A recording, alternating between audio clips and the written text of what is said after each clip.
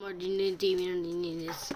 はい、今回はですね、くしゃみが何回できるかというのをやってみたいと思います。いや、秒数は関係ないんですけど、普通に何回かを目指してやっていきたいと思います。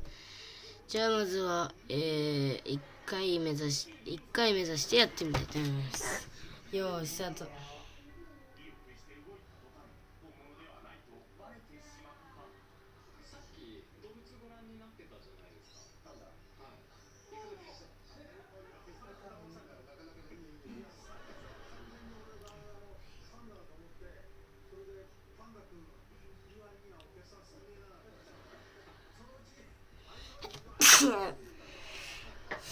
うわぁ、きついこれ。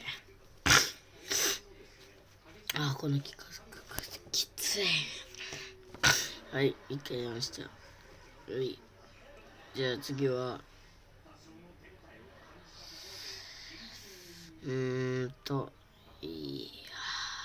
3回でもきついか。じゃあ2回目指してやっていきたいと思います。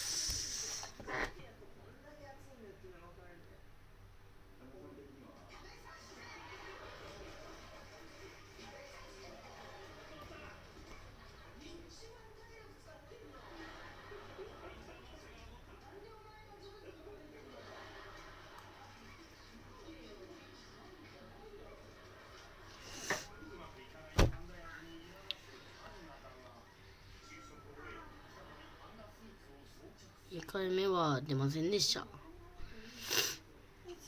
はい、今回はこれで終わりにしたいと思います。さよなら。